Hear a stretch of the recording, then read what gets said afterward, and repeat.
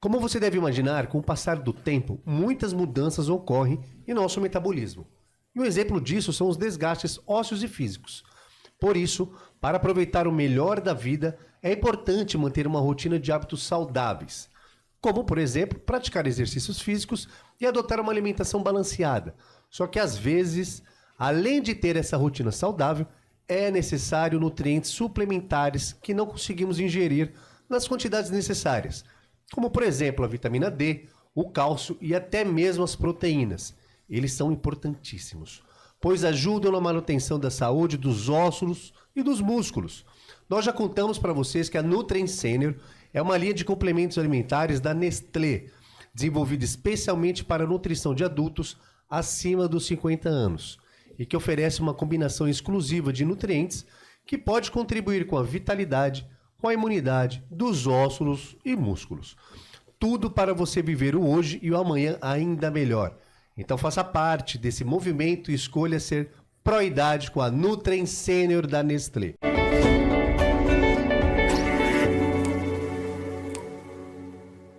Seja muito bem-vindo a mais episódio do Pod Doutor, que é o seu podcast em saúde. Além de ser o melhor, é o maior podcast de saúde do Brasil, com 100 mil inscritos. Obrigado a todos. E aí, Dr. Sidney? Fala, Moisés. Mais um episódio maravilhoso para você do Pod Doutor, o melhor podcast de saúde do Brasil.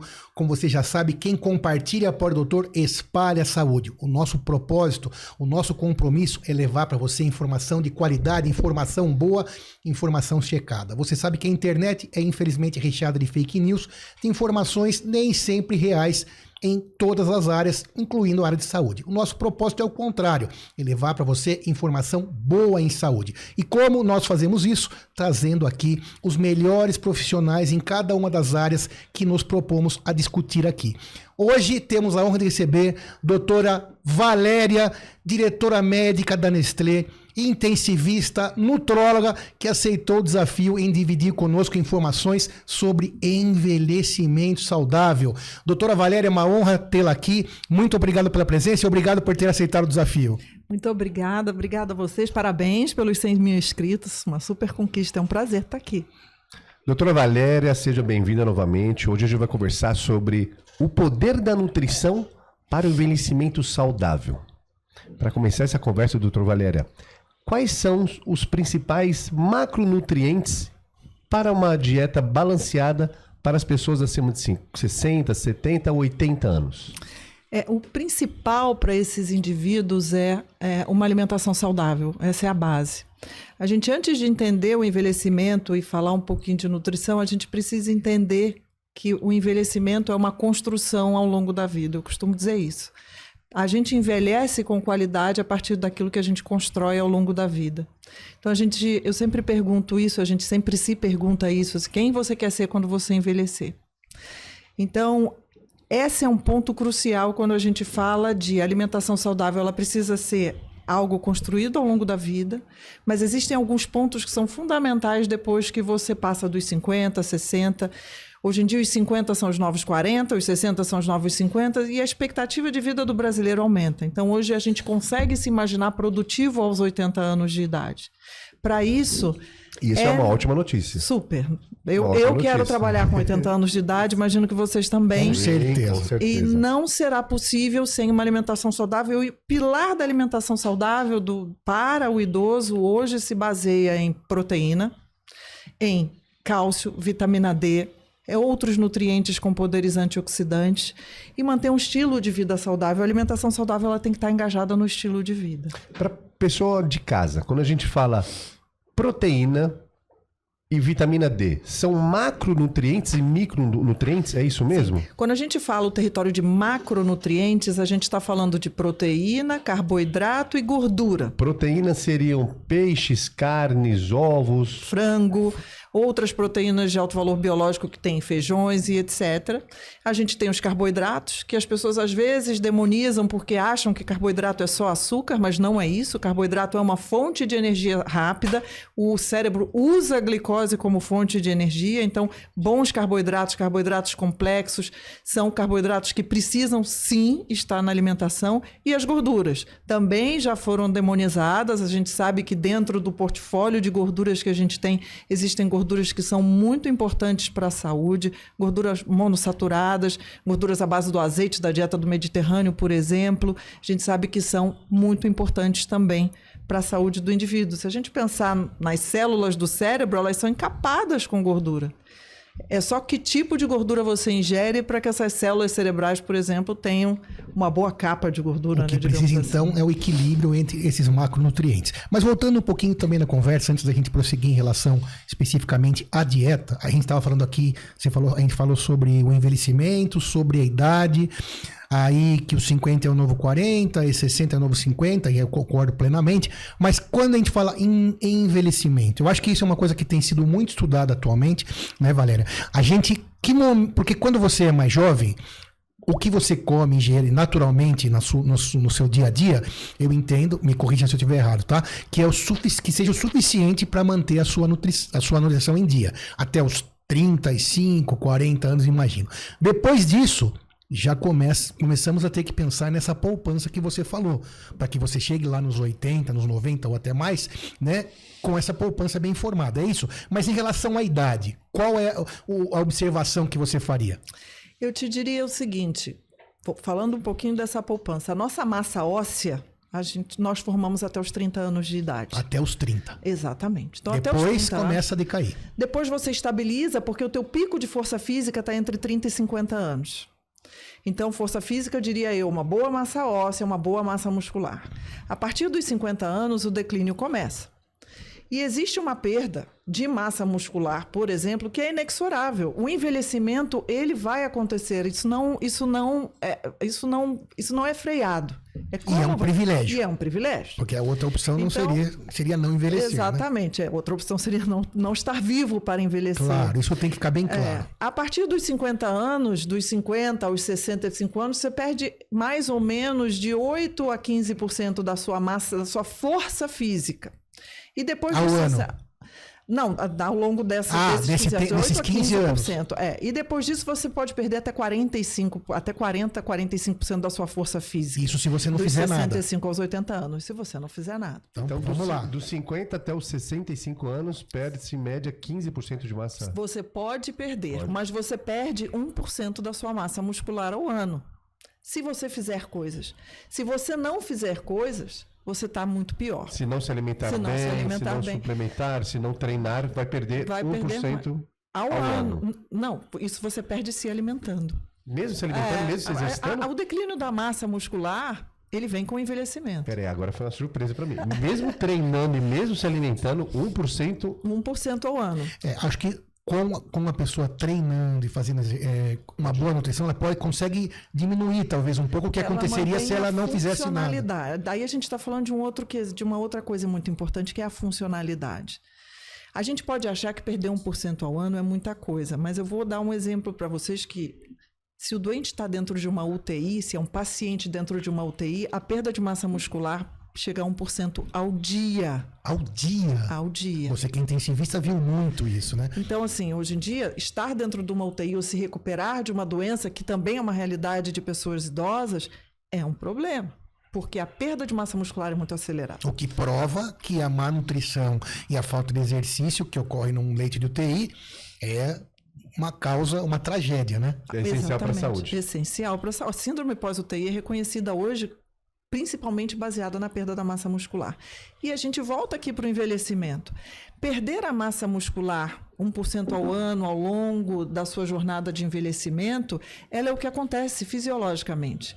Mas como você faz para se manter funcional? Porque essas são as bases de um envelhecimento saudável dito pela OMS. A Organização Mundial de Saúde diz que você tem que ser feliz, funcional e ter cognição, ter capacidade de pensamento, de agilidade de pensamento, de tomar conta da sua própria vida. Esses são os 3 pilares básicos do envelhecimento saudável. E aí, hoje em dia, a gente sabe, por exemplo, uma medida muito simples, medir a área da sua panturrilha. Ela é muito importante para dizer como está a sua massa muscular.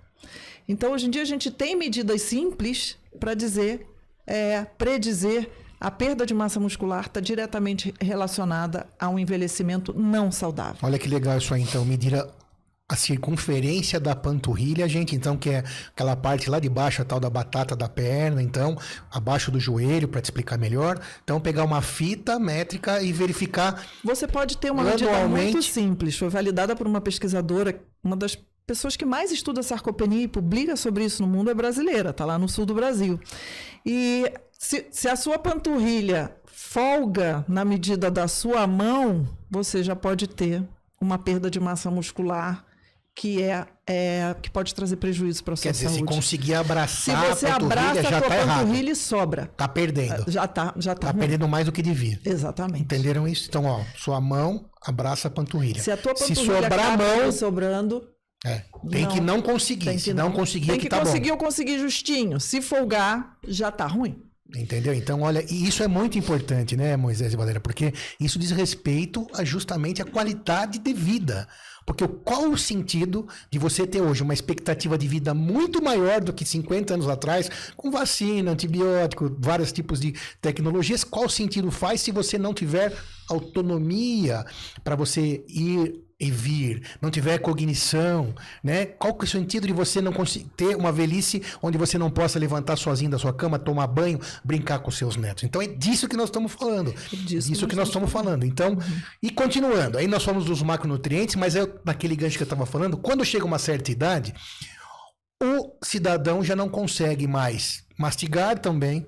Claro, cada um vai ter uma idade que isso vai acontecer, né, Valéria? E isso também acontece cada vez com mais idade, mas não consegue mais mastigar, talvez o apetite não seja o mesmo. Talvez até consiga mastigar, mas não, por exemplo, cortar uma carne com os dentes como fazia antes.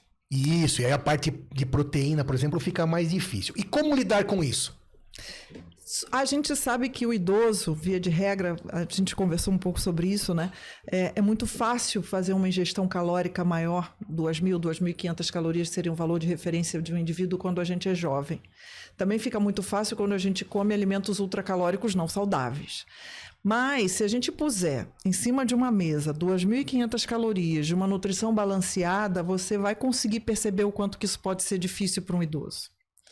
Porque, junto com o envelhecimento, vem também uma diminuição da taxa metabólica basal, uma redução natural do apetite. Essas coisas vão acontecendo com o envelhecimento.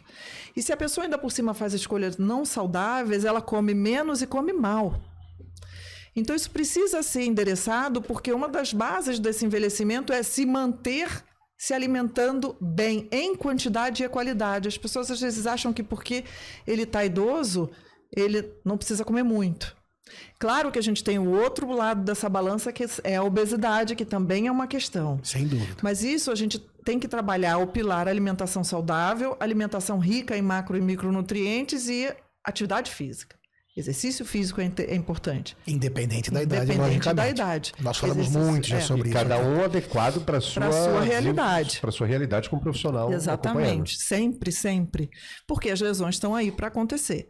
Então, a gente precisa trabalhar nesse cenário. E aí, proteína, cálcio, vitamina D. Então, as pessoas não ingerem, acabam não ingerindo a quantidade de proteína. Ingerir proteína com o envelhecimento é mais difícil, você falou disso. Se a gente pensar, perda de massa muscular... Quantos músculos a gente usa para mastigar? A gente precisa de uma musculatura mastigadora competente para que a gente possa mastigar. E quanto mais sólido, fica mais difícil para o idoso. Quanto mais esse idoso perde massa muscular, mais a gente entra nesse ciclo vicioso, porque essa musculatura também atrofia. E aí ele tem menos dificuldade de mastigar. Menos ele mastiga, menos ele come, mais a musculatura atrofia. Doutora Valéria, foi falado sobre a importância dos macronutrientes, a divisão deles de proteína, carboidratos e gorduras saudáveis. Agora a importância dos micronutrientes, principalmente para esse público. Qual a importância do cálcio, vitamina? Quais são todos eles? Quais são, exato. Fala os mais importantes. Quanto você assim, conseguir falar. Olha, micronutrientes é importantíssimo, base da alimentação, né? E é muito importante dizer que quando a gente fala de micronutrientes em maior ou em menor quantidade, a gente não os produz. Quando a gente come proteína, a gente quebra aquilo em aminoácidos. Quando a gente fala em menor ou maior quantidade, a gente não produz? A gente tem reservas de micronutrientes. A gente tem as vitaminas e o que a gente chama de elementos traço. Então, por exemplo, traço. Por exemplo, selênio, magnésio, tudo isso é elemento traço. Mas numa quantidade, mas numa quantidade menor. A gente não produz. Vitamina também, nem vitamina. Nem vitamina. A proteína, a gente consegue gerar a nossa própria proteína a partir de outra proteína ingerida, né? A vitamina a gente tem que receber da alimentação. Os elementos traço também, que a gente chama de antioxidantes. Elementos traço, muitos deles são antioxidantes, algumas vitaminas também têm esse poder. E onde elas estão? Via de regra, verduras e legumes e frutas, elas estão bastante nesse contexto. Então, a gente tem que ter essa ingestão, mas a gente sabe que cálcio, vitamina D são importantíssimos no envelhecimento pelo tema do osso, da manutenção de uma saúde óssea. A gente sabe que a osteoporose é uma realidade. Em mulheres é mais frequente. Mulheres pós-menopausa, a retirada do estrogênio da mulher depois da menopausa leva a 49% de incidência de osteopenia, que é perda de massa muscular, por exemplo. As fraturas por osteoporose consomem 500 milhões de dólares do sistema de saúde americano por ano. Osteoporose é a fraqueza do osso. É a fraqueza do osso e com isso ele é mais propenso à fratura, a quebrar. E a falta desse cálcio, no caso, cálcio da vitamina D, acelera o processo também da osteopenia, da sarcopenia, da osteopenia e da osteoporose. Né? A vitamina D também está envolvida em processos de sarcopenia, de perda de massa muscular. Mas continue seu raciocínio. Então, a gente precisa de cálcio e vitamina D, isso é muito importante. E a gente precisa de outras vitaminas que têm envolvimento com a imunidade, vitamina C, selênio, por exemplo. A gente sabe que o estresse oxidativo é algo que acontece. Ele, por um lado, tem que acontecer porque é um mecanismo de limpeza celular, é como se fosse a nossa faxina celular, mas o excesso de estresse oxidativo, causado por poluição, fumo, tabaco, álcool, o próprio estresse, doenças crônicas, inflamação, faz com que esse indivíduo tenha um envelhecimento mais acelerado. Então, os antioxidantes estão aí para essa briga. Você comentou algo que me surgiu uma dúvida. Para esse público, acima de 60, 70, 80, 90 anos, o índice, já falamos aqui muito, né, doutor Sidney, a alta probabilidade de desenvolvimento de hipertensão, diabetes ou outra patologia, tem alguma restrição de micronutrientes para esse público? Via de regra, não. Via de regra, não. Mas a gente precisa lembrar que cada indivíduo é único. E a gente precisa endereçar a doença, e hoje a gente até nem fala mais, a gente fala a pessoa com diabetes, a pessoa com hipertensão, porque é uma pessoa que tem, por acaso, aquela patologia, mas ela continua tendo toda a sua individualidade e a gente precisa tratar. Pode ser que essa pessoa tenha necessidade ou não de algum nutriente especial, mas precisa ser visto por um profissional de saúde. Via de regra, os idosos ingerem menos, então uma suplementação para o idoso, ela sempre acaba sendo bem-vinda em vários cenários. E para isso a Nutrien Senior desenvolveu para essa linha, desenvolveu uma linha para esse público. É o Nutrien Senior. O Nutrien Senior ele vai ter desde, ou não o Nutrien Senior, mas quando a gente fala de suplementos para esse público, eles vão ter toda essa gama de micronutrientes que estamos falando? Todas as gamas de micronutrientes e também tem uma quantidade de proteína adequada. De novo, a ingestão proteica que era recomendada pela Organização Mundial da Saúde, era 0,8 gramas por quilo. Isso para você não ter uma desnutrição proteica. Hoje a gente entende que esse valor é baixo. Tem que ser no mínimo 1 grama por quilo no indivíduo jovem. O indivíduo idoso ele tem uma coisa que a gente chama de resistência anabólica. O que é isso? Pelo próprio envelhecimento, ele tem uma resistência a formar nova massa muscular, mesmo que ele se exercite. Então, para isso, ele precisa sobrepor essa resistência anabólica, óbvio, de novo, dentro de um aconselhamento nutricional adequado, ele precisa ter maiores ingestões de proteína. Então, às vezes, a gente fala de idosos que precisam de 1,2, 1,5 gramas por quilo de peso de proteína. De novo, por dia. Então, isso é importante. 1 grama de proteína por quilo por dia. Ou seja, se você pesa 80 quilos, você precisa ingerir 80 gramas de proteína por dia. Quanto precisa comer de frango, por exemplo, para ingerir 80 gramas de proteína, Moisés? 2, 4, 6, 8, uns 400. Esse é um 500, ponto meio quilo de frango. super importante. Então eu me perdi aqui também, eu penso que é o dobro, mas eu sempre esqueço. Conta pra nós. Então, 80 gramas de proteína. Quanto precisa comer de bife? De frango bife? Ou de... Né? Exatamente. É isso. Essa é uma excelente pergunta. Em 100 gramas de um bife de carne vermelha, você tem em média 20 gramas de proteína. 20 gramas. O resto é fibra, trabécula, Gordura, água, etc. gordura. Então as pessoas falam, ai, tudo bem. Quando a gente fala 1 grama por quilo, é o mínimo, tá? Via de Isso. regra, idosos com fragilidade precisam de bem mais. Então, se você tem 80, acho que vamos baixar para 70. Vai que 80 eu exagerei. É que eu pensei em mim, né? A minha referência sou eu mesmo. Não, mas não é 80, eu baixei bem, tá? Mas vamos pensar no 70 no geral, você precisa ingerir 70 gramas de proteína dia.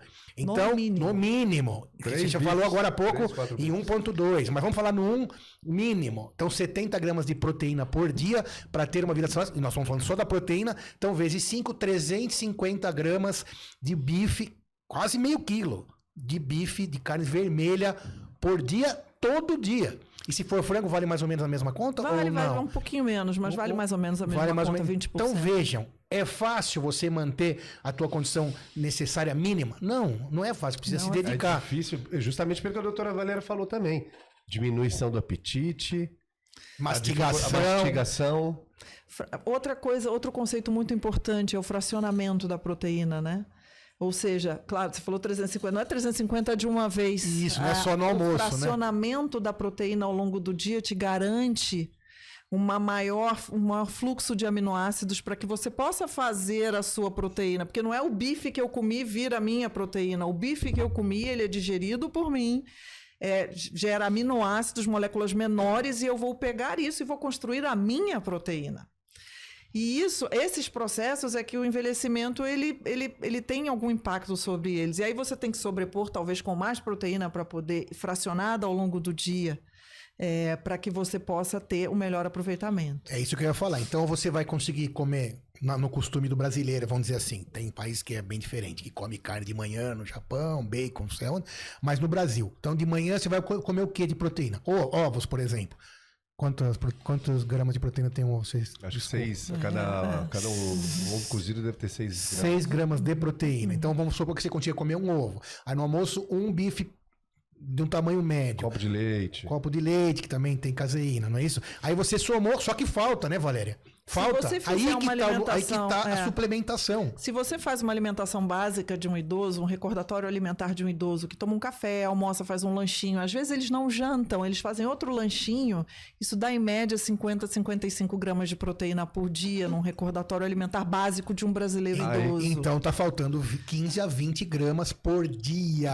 Que aí ele vai, por exemplo, poder se suplementar através de produtos que você encontra na farmácia, no mercado, para poder completar essa a suplementação conta. nesses cenários é interessante. A outra coisa é a ingestão de vitamina D do brasileiro, ela gira em torno de 400 a 600 unidades por dia. Deveria ser no mínimo 800 a 1.000 unidades. Então a gente sabe que às vezes a suplementação também é necessária. O cálcio também. Apesar do cálcio só representar 1 a 2% do nosso peso corporal, ele está todo no dente e no osso, mas a gente precisa de cálcio. A gente precisa de cálcio para poder... inclusive, a interação. Você absorve mais vitamina D se você tem cálcio e o contrário também é verdadeiro. Desses manipulados ou até produtos já comercializados nas farmácias ou outros lugares, os que mais estão em alta de micronutrientes... Colágeno, ômega 3... Colágeno é um micronutriente? Não, colágeno é uma proteína. Uma proteína. Vamos falar de todos, então. Colágeno, ômega 3, vitamina D, cálcio. Qual que é a importância de cada um deles? Por exemplo, o ômega 3. O ômega 3 tem um papel interessantíssimo, principalmente, por exemplo, a Anvisa libera o ômega 3 e recomenda para a redução de hipertrigliceridemia, por exemplo. É o que a gente chama de uma recomendação da Anvisa.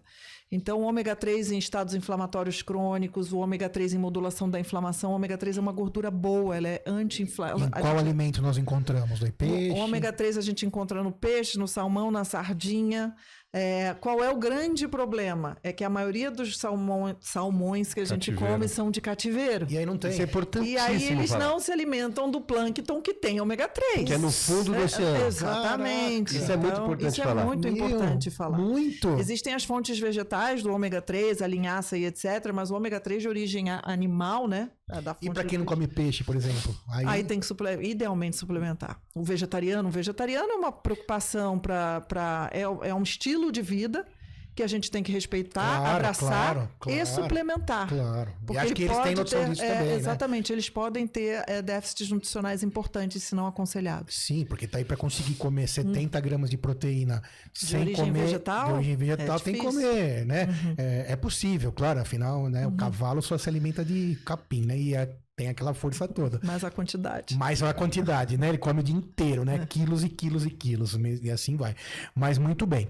Agora, voltando um pouquinho numa pergunta que o Moisés tinha feito agora há pouco. E esse cidadão, então, que quer se cuidar, né? Passou dos 40, dos 50, todos vocês que estão ouvindo, todos nós que queremos fazer uma poupança para uma velhice boa. Qual o caminho que ele deve seguir, além de se informar, que informação é extremamente importante, o Pó Doutor tem essa missão de levar para você que está aí. Mais uma vez, obrigado, Valéria, por estar aqui trazendo essa informação. Mas na prática também, a pessoa precisa também de uma orientação. Veja, eu, por exemplo, você acabou de falar que lembrar essa questão do salmão, né, Moisés? Que eu confesso, eu não tinha pensado nisso, porque ele está no cativeiro, a alimentação dele não tem ômega 3, nem para ele, nem para você que come, né? Mas que caminho quem quer se cuidar vai procurar, Valéria? Vai procurar um médico nutrólogo, vai procurar um nutricionista? Qual é o caminho que a pessoa deve seguir e qual a periodicidade dessa busca, né? Como a pessoa vai se orientar? Porque quem vai fazer exercício físico precisa, no mínimo, de um educador físico, talvez um início com o médico do esporte. Imagina a questão da nutrição. Qual é o caminho que a pessoa procura, qual o profissional e como? Eu acho que assim, todo mundo tem que ter um médico para chamar de seu, né? Perfeito. Eu acho que você precisa ter o seu clínico geral. A mulher, via de regra, o clínico geral da mulher é o ginecologista, né? A partir dos 50 anos, 55, um geriatra, isso é bastante importante. O nutrólogo e a nutricionista entram em contextos, eu acho que quando a gente começa a cruzar essa barreira, a mulher pós-menopausa, o homem depois dos 50, você precisa... Primeiro, se você tem uma doença ao longo da sua vida, é obeso, você precisa de um nutrólogo, um nutricionista com você o resto da sua vida. Obesidade é uma doença crônica, ponto. Com o envelhecimento, a gente precisa entender que algumas coisas elas acontecem e são naturais, uma redução de capacidade física, você não vai mais correr um campo inteiro de futebol com seu neto como você corria com o seu filho. Mas a fadiga extrema, a perda de peso, o ganho de peso, essas coisas não são naturais. A gente precisa mudar estilo de vida, a gente precisa entender. E a mudança de estilo de vida, ela geralmente vem com acompanhamento multidisciplinar. Não são naturais, mas se normaliza. Se normaliza, Isso. claro. Se você resolve, se você está com a pressão alta, vai num cardiologista e conserta a sua pressão, você controla ela. Você não vai deixar de ser hipertenso.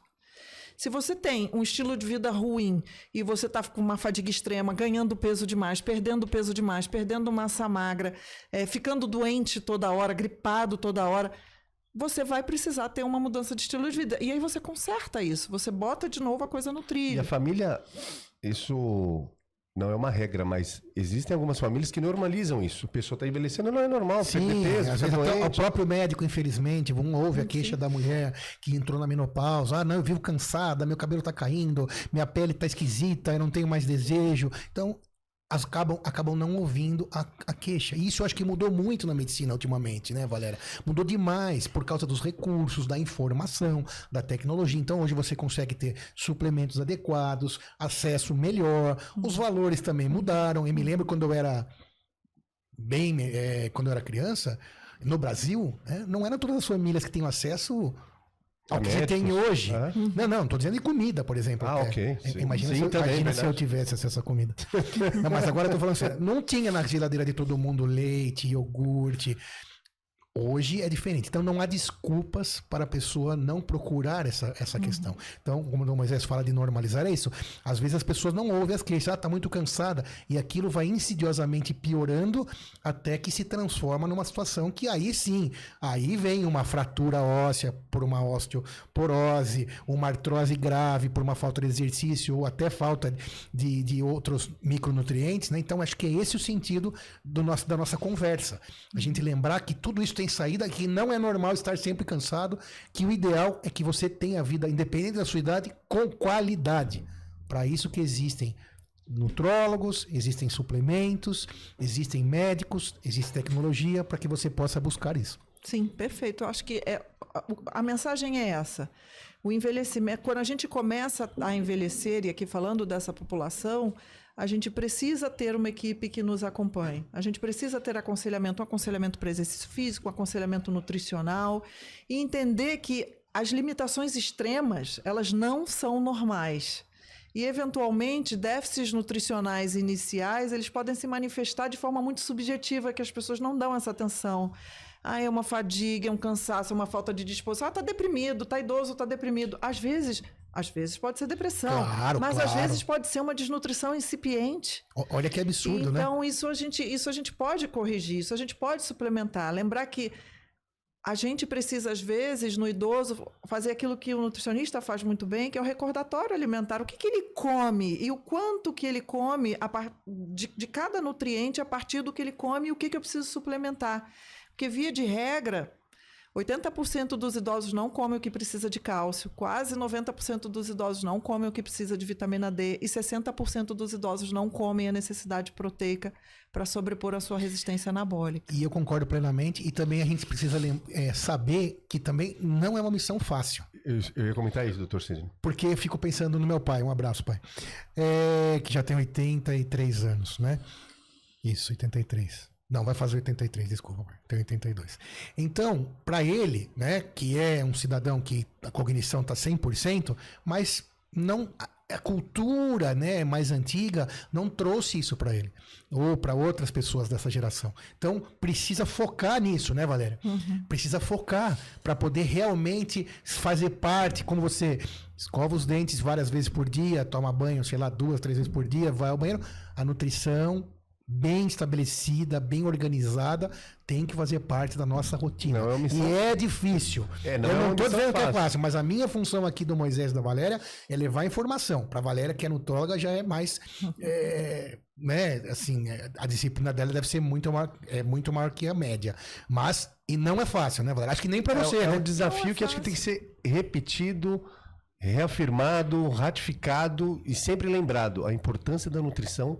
E aí, como a doutora Valéria falou, principalmente quando se passa de uma chave dos 50, 60, 70 anos. Mudar hábito não é difícil, mudar hábito alimentar não é difícil. Falo por mim mesmo e pelas pessoas que me circundam. Só que tem que ter um olhar especial, com um pouco mais de carinho e atenção, principalmente depois dos 60, 50 assim, anos. Toda vez que a gente trabalha no território de prevenção, a gente trabalha com muito mais eficácia do que no território do problema estabelecido.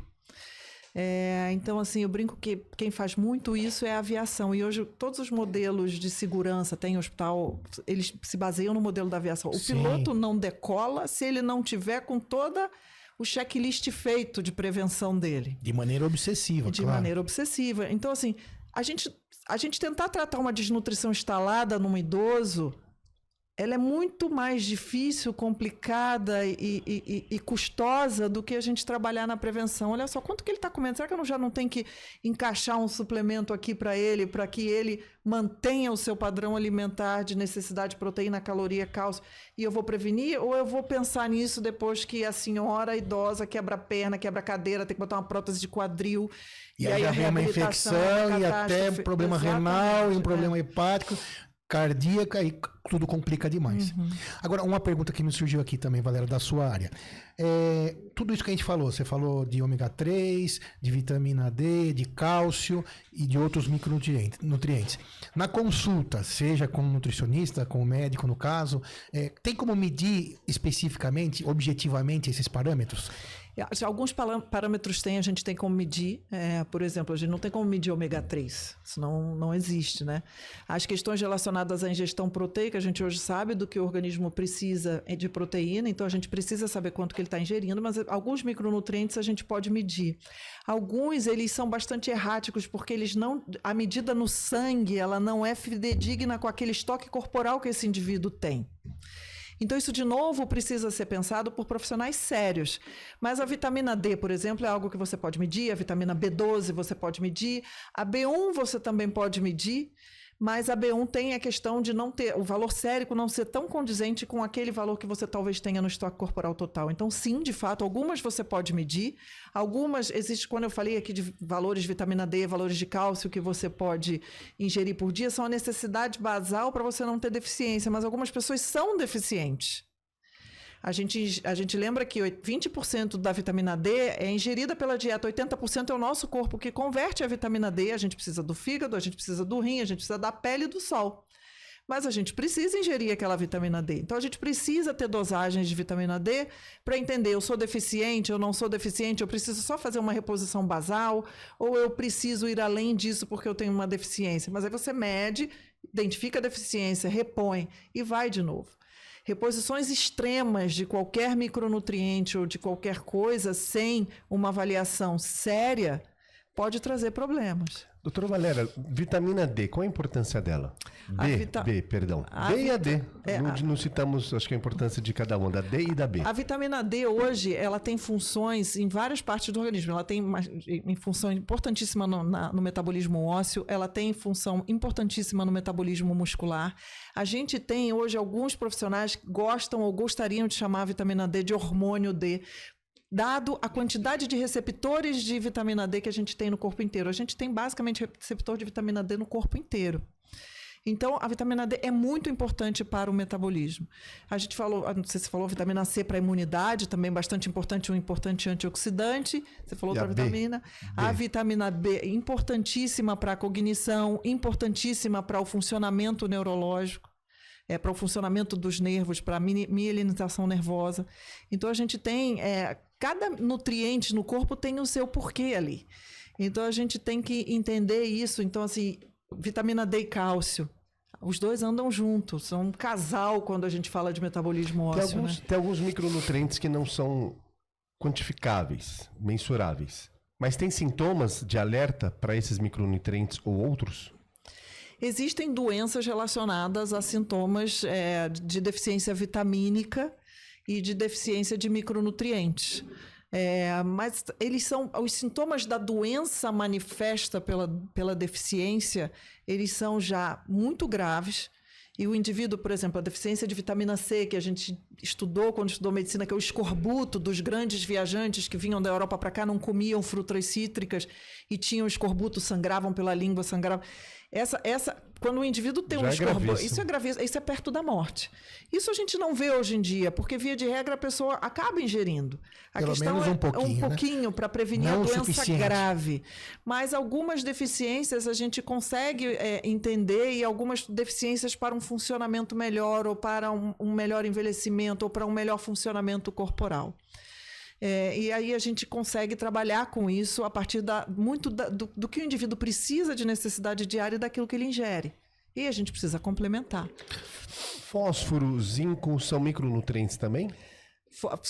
São eletrólitos, né? Zinco é um micronutriente, fósforo é um eletrólito, todos são muito importantes. O fósforo é a base do ATP. ATP é a nossa fonte de energia. O P lá do ATP é o nosso fósforo, é o que acende o nosso metabolismo, né?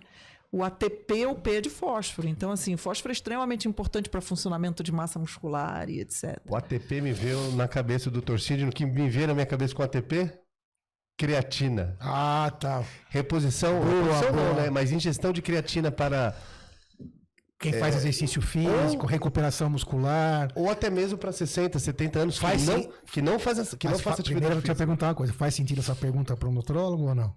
Faz sentido. Eu acho assim, a gente tem que separar o que é ciência séria do que é moda. Isso. E, eventualmente, as pessoas escolhem o nutriente da moda. A creatina tá em alta. A creatina está em alta, está sendo muito... Eu acho que ela ficou em alta depois que um tenista gritou, cadê a minha creatina? Djokovic. Eu não sabia disso. Ele gritou. Olha o marketing como é incrível. Olha a responsabilidade de falar as coisas. Dito isso, existem algumas coisas interessantes com creatina, de fato. Mas não é para todo mundo, em todo momento, todo tempo. Mas existem pessoas que, de fato, vão ter benefício com a ingestão de creatina. Então, assim, existem alguns estudos de mulheres pós-menopausa, com ganho de massa muscular. Existem claims ou alegações, né, para cognição depois da menopausa com creatina, fracas.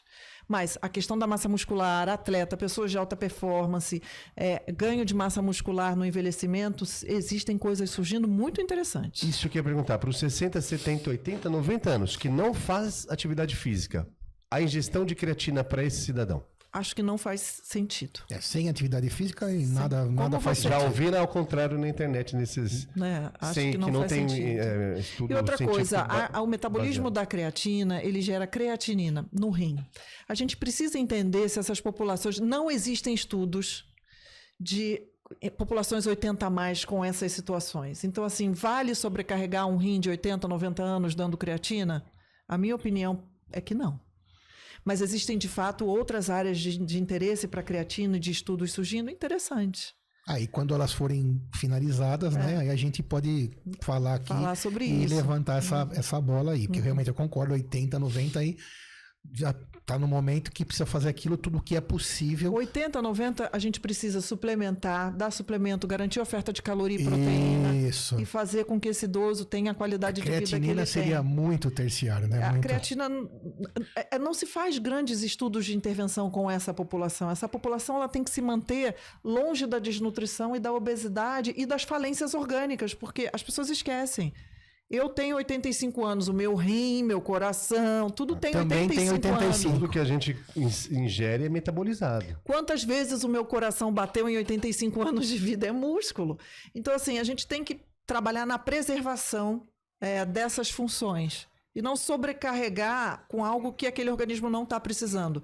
Mas aquele organismo está precisando de nutrientes, sem dúvida. Perfeito. Agora, nessa questão do déficit, então, de quem está precisando de cálcio, de vitamina D, de proteína um pouco mais, ou de outro qualquer micronutrientes. Você vê muito por aí, né, Valéria, na internet, em qualquer lugar, às vezes terapias mais invasivas, né, injetáveis, etc.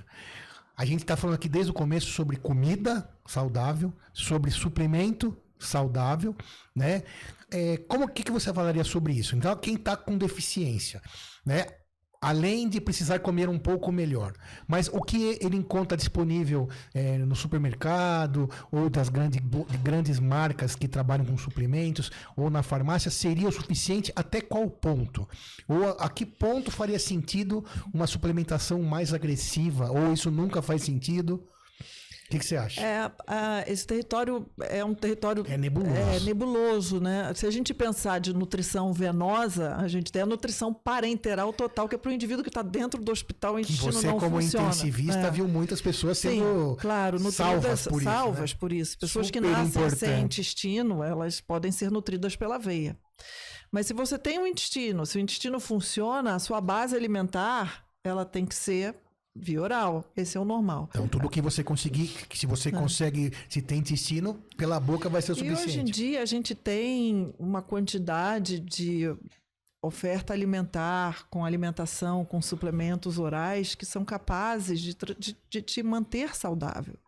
Eu não estou te dizendo que você não possa precisar de alguma suplementação em algum momento da sua vida, mas esse é o território da doença e não o território da saúde ou da manutenção da saúde via de regra. Então, eu acho que o normal e o fisiológico sempre vai ser comer pela boca. O normal e fisiológico sempre vai ser buscar... Inclusive, nós somos latinos, a gente gosta da mesa, a gente gosta... Isso para os latino-americanos é um prazer estar na mesa numa refeição com a família. É um prazer um senhor de 90 anos estar numa refeição com um netinho. Então, assim, com um bisnetinho. Então, assim, a gente tem que ter o prazer de comer pela boca, nos manter funcionais, suplementar. Via de regra, a partir de uma certa idade, a suplementação de fato é necessária para algumas populações. E ela precisa ser avaliada com cautela. Sim, e tomar cuidado com essa questão de moda também, na questão de exageros, né? De qualquer coisa que te dizem, você tá com deficiência de zinco e vai te invadindo já, te oferecendo situações que não tem uma base científica bem estabelecida, mas como bem disse a doutora Valéria, claro que às vezes é necessário suplementar, ou por um manipulado, ou até por terapias injetáveis, como por exemplo, na nutrição parenteral, que não deixa de ser, né, injetável, mas tudo isso tem que ser com muito critério, com muito cuidado, como tudo em saúde e como tudo tem que ser na nossa vida, né? Não é para ir fazendo só porque você ouviu e acreditando em qualquer coisa que dizem por aí, né? Doutora Valéria, perguntei do colágeno, mas não perguntei sobre a importância dele nos 50 mais ou 60, 70, 80. Colágeno, já ouvi falar, inclusive, o Reinaldo Giannichini falando da importância do colágeno para a pele, para rejuvenescimento. Mas tem algum outro benefício na saúde, além da autoestima da pessoa?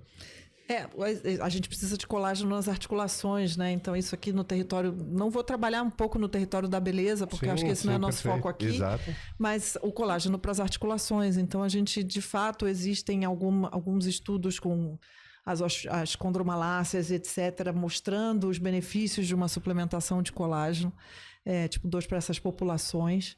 Então, isso é bastante importante, porque você percebe que algumas pessoas, principalmente pessoas com sintomas no joelho, com dor, elas começam a melhorar depois de um uso crônico de É colágeno. como se fosse um lubrificante para as articulações? Ajuda porque na realidade não é porque o colágeno de fato é uma proteína, é o peptídeo bioativo do colágeno, né? Porque é ele que vai sinalizar a sua própria produção de colágeno. Então também tem essa coisa das pessoas confundirem o que é o colágeno proteína ou o peptídeo bioativo do colágeno sobre a forma de suplementação e para quê. Então isso é importante. Então existe sim território de benefício, existem alguns estudos e etc. para a manutenção de articulações mais saudáveis. Sem ser na suplementação, onde está disponível o colágeno? Na alimentação normal? Em proteínas, né? Em proteínas, mesma coisa do exatamente. peixe, carne. Acaba sendo um tipo de proteína. Isso. Então quer dizer que Mas você o que come peptídeo bem... bioativo você come bem ao longo da sua vida, mas assim, o peptídeo bioativo já é uma outra forma de suplementação de colágeno que é mais complicada e às vezes, a depender, Porque vale a pena. Uma palavra que se fala muito, né? O tal do colágeno. Então, para você estar com uma reserva boa, você precisa estar bem nutrido na questão proteica, né? E aí vale... A gente não falou aqui também tudo que tem proteína. Acho que vale a pena a gente comentar... que a gente falou do bife, né? Para ser bem singelo, né? Da carne vermelha. O que mais? Em geral, vamos falar tudo que tem proteína no cardápio do brasileiro e quem sabe um pouco mais. Que é vasto, né? O cardápio vasto. brasileiro é muito vasto e muito cardápio- rico. É excelente o cardápio brasileiro. Todas as carnes. Carne seja Ovo, vermelha. Todo tipo de carne vai ter proteína, né? Há feijões, o ovo, a gente falou do ovo, existem as proteínas vegetais, proteína da soja, proteína da ervilha. Então, hoje em dia, a gente tem capacidade de ter proteínas de grãos, de muitas fontes diferentes. Então, via de regra, muitos alimentos têm proteína, às vezes numa quantidade muito pequenininha, mas tem. Nós falamos até agora de todos os benefícios de uma alimentação saudável, falando os principais macronutrientes, dos micronutrientes, mas não falamos dos vilões. Quais são os principais? Que é já conhecido por nós, só que acho que é sempre bom lembrar os vilões para a saúde, principalmente depois dos 50, 60, 70, 80, 90 anos. O grande vilão são os extremos, eu diria. Primeiro grande vilão, os extremos. Perfeito. Sabe o que eu esperava? O que muita gente na internet fala. O grande vilão é o açúcar. Não, grande vilão é esse. matou. Eu pensei aqui que ela respondeu desequilíbrio. É isso que você respondeu. Acho que a gente trabalha nos... Mesmo o açúcar, né? A Organização Mundial de Saúde diz que 10%... A gente pode comer 10% de açúcar 10% da nossa ingestão calórica total sobre a forma de açúcar. Isso não vai te trazer doença. Eu acho que existe o território do terrorismo nutricional onde a pessoa cria muito problema para vender uma solução. Mas assim, eu não sou a favor de açúcar. Mas não é que a coisa chegou num ponto que não pode de jeito nenhum. Isso não existe. Então, assim, isso é muito importante. Então, os extremos, se manter com qualidade, com quantidade, com adequação, se permitir em alguns momentos. Aquele almoço da família que você comentou, pode ter um se pudim possível, depois. com acompanhamento. Com acompanhamento. Que seria o ideal. Exatamente. Seja com o médico que para chamar de seu que você falou, exatamente. seja até com o ginecologista que vai ter condições totais de orientar uma mulher, pelo menos a que não chegou na doença, seja com o geriatra, que como você falou também, cada vez mais importante que a gente procure cedo, né? Sem preconceito. Esteve aqui a doutora Luísa Montessante, que também deu um show aqui com a gente, falando sobre envelhecimento saudável. Né? O geriatra, cada vez precisa procurar mais cedo, sem preconceito, porque é para te ensinar a poupar saúde para a sua velhice. Doutor Sidney, você levantou uma bola que eu quero fazer uma pergunta para a doutora Valéria. Acredito que exista diferença. A diferença da perda de músculo ou perda da fraqueza do osso entre homens e mulheres é a mesma coisa? Não, em mulheres é pior. A perda, principalmente mulheres depois da menopausa. Menopausa gira em torno de 40 anos? 45 a 50 anos. Para algumas mais tarde, para outras mais cedo. Mas a menopausa, ela é muito interessante porque ela é diferente da andropausa, que é um envelhecimento masculino. O declínio hormonal masculino, ele é lento. E com uma idade avançada. E aí o acima de homem 40. vai se adaptando. Não, o declínio masculino também começa, a andropausa, né, ela também começa a partir dos 50 anos, mas o declínio não é abrupto, hormonal né? do homem, ele é devagarzinho e o homem vai conseguindo se adaptar a esses declínios, além dele ter mais massa muscular e etc. A menopausa é uma coisa assim na vida da mulher. Ela para de menstruar e ela tem um declínio hormonal agudo. E, de repente, você tinha estrogênio, você tinha progesterona, você tinha hormônios que davam elasticidade na sua pele, que davam lubrificação de mucosas, que te mantinham ativa. E eles somem, basicamente. Não é claro que não é somem, mas eles caem num declínio muito agudo. E a mulher fica muito sintomática. E você falou, e esses sintomas são muito subjetivos, os fogachos, a angústia, a sensação de que vai morrer, a pele seca. E muitas vezes não davam a atenção necessária para isso. A mulher chegou na sua perimenopausa, ela precisa se tratar. Ela precisa. Porque ela teve esse privilégio de chegar ali, né? E esse privilégio, para que ele seja mantido com saúde, é mandatório que se tenha um bom ginecologista, um bom geriatra, para que se organize a nutrição, o exercício, a reposição, se for o caso, o suplemento que se encontra no mercado ou na farmácia é fundamental. Porque, mais uma vez, como você falou também, né, Moisés? Essas coisas são insidiosas, vão acontecendo devagarzinho, como, por exemplo, às vezes, depressão. Numa primeira semana, acorda mais indisposta, acorda meia hora mais tarde, na outra semana, uma hora mais tarde, e quando vê, não está conseguindo levantar mais da cama. Demência com vitamina B. A gente sabe que quando a gente vai ver um indivíduo com demência, ou com uma suspeita de demência, a nossa pesquisa inicial, antes de dizer isso é uma demência tipo Alzheimer, você vai pesquisar hipotiroidismo, você vai pesquisar deficiência de vitamina, porque a deficiência de vitamina B pode ser uma causa de demência tratável. Isso é interessantíssimo. Deixa eu fazer até um parênteses. Sintomas de demência. Podemos falar primeiro dos sintomas de demência? Podemos. Quais são eles? O declínio cognitivo, né? O declínio do pensamento racional, lógico, porque, claro, a gente vai envelhecendo, a gente esquece onde botou a chave. É isso que eu quero chegar, exato. Mas, assim, quando isso começa... Via de regra é quando começa a incomodar quem está em volta. As pessoas que estão em volta no convívio social daquela pessoa começam a perceber que aquilo é demais. É normal você esquecer a chave, é normal você não saber onde... Mas a pessoa começa a esquecer coisas importantes. O tempo todo. O tempo inteiro. Ela tem falhas que você fala assim, não, essa pessoa não era assim, ela não esqueceria isso. E no discurso, na fala, na coerência do que fala, isso também muda? Isso também muda a organização do pensamento, a formação das palavras, começa a esquecer palavras demais. Nomes. Nomes, às vezes reconhecer familiares já é uma fase bem avançada, mas começa a ter muitas falhas ou lapsos de memória que não seriam normais. Existe uma parte que é normal do envelhecimento, mas... Essa parte que é normal do envelhecimento, uma falta de coerência na fala, um esquecimento, que começou a incomodar os familiares. Primeira coisa a ser feita, ir para o médico fazer a consulta, acompanhamento, mas pode ser deficiência das vitaminas? O screening de demência, via de regra, por neurologistas ou geriatras, você não chega lá e a pessoa está esquecida, isso é demência. Não, ele vai pedir um exame de imagem, vai pedir uma ressonância, mas ele também vai pedir exames laboratoriais. Ele vai pesquisar um hipotiroidismo, ele vai pesquisar deficiências de vitamina B, ele pode pesquisar até sífilis. Então, assim, claro que existe um screening validado pelas sociedades de neurologia de demência antes de você dizer isso é um Alzheimer. Então, existe isso também, e que as pessoas às vezes não valorizam. Então, assim, Hipócrates já dizia, teu alimento será o teu remédio. Muitas doenças começam por aí. Eu acho que é uma mensagem importante. E em anos 2020 não é razoável que a gente deixe tudo isso passar, né? Não. Tem que ser diagnosticado. E uma outra pergunta, Valéria. Nesses suplementos, então, nesses produtos, você é diretora médica lá de uma grande companhia de alimentos, né? Nesses produtos oferecidos nos mercados e nas farmácias, por exemplo, você encontra todos esses micronutrientes? Zinco, vitamina B, vitamina D, outros micronutrientes, todos eles você consegue eles conseguem estar dentro de um único produto, por exemplo, para a terceira idade? Conseguem. A gente pode ter suplementação dentro de um mesmo produto. Então, quando a gente desenha um produto, a gente pensa muito aqui falando do meu papel na indústria, né? Ou estando na Nestlé, você olha para o produto e fala assim, o que eu posso fazer para melhorar a vida dessa pessoa?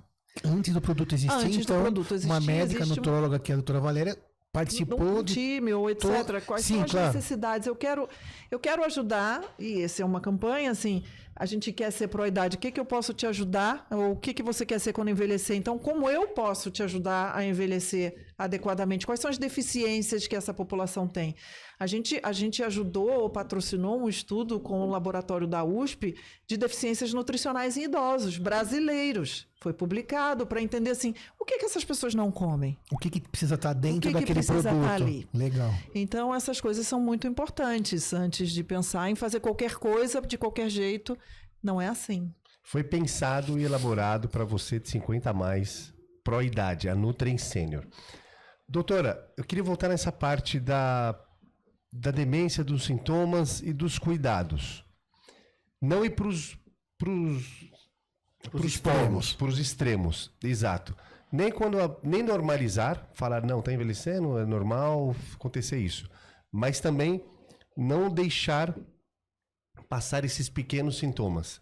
Quais são os principais recados para os familiares que têm pessoas de 60, 70, 80 Mas 50 anos. Até, vamos abaixar isso, eu acho. Então, 50 para frente. Quais são os principais cuidados da percepção dos familiares ao redor dessa pessoa? Eu acho que dos 50 aos 70, eu diria que é o estilo de vida, né? Pra você manter um estilo, principalmente nos 50. Os 50 eu acho que para a mulher, então, que é a menopausa, é um momento de você parar, eu brinco assim, zerar a sua vida e falar assim, agora eu estou começando de novo, porque antigamente a mulher entrava na menopausa e morria 5 anos depois. A menopausa era um tabu, ninguém falava, porque a mulher deixou de ser fértil e etc. Hoje em dia a mulher entra na menopausa e vai até os 90, ela tem 40 anos de vida depois da menopausa. Então com 50, ali perto da sua perimenopausa, você tem que zerar a sua vida e parar assim, o que eu tenho que fazer a partir de agora? Tem que repor cálcio, repor vitamina D. Eu preciso entender que quando eu entrar na menopausa, 49% das mulheres vão ter osteopenia, vão ter redução de massa óssea, vão ter mais risco de osteoporose. Isso é pior para a mulher. A fratura de osteoporose ela é mais comum na mulher. Então eu vou ter que tomar cuidado com isso. Cálcio, vitamina D, ingestão de proteína, suplementação, exercício físico. Depois dos 70 anos, os declínios de força física, de redução de massa muscular, eles acabam sendo mais importantes. Então, de novo, um novo olhar para isso. Quanto que está ingerindo, o que precisa suplementar. Então, claro, a gente vai adaptando de acordo com a década de vida que a gente está. Mas eu acho que a gente precisa olhar de uma forma holística para o estilo de vida e para os ajustes que são necessários. E quanto mais a gente vai avançando na idade, de fato, a gente olha que mais ajustes são necessários, sim, para que a gente possa ter qualidade de vida até o último dia, assim. Acho que é o sonho de todo mundo, né? Dormir e não acordar com 100 anos, talvez. Saudável. Assim, exatamente. Então, acho que a primeira chave que a gente pode, principalmente para as mulheres e para os homens também, 50 anos. 50 anos, reavalie sua vida, vá para um médico, faça acompanhamento que vai ter mudanças no seu corpo, mudanças no seu cognitivo, mudanças na parte fisiológica e biológica de maneira geral. Eu acho que sim. Perfeito.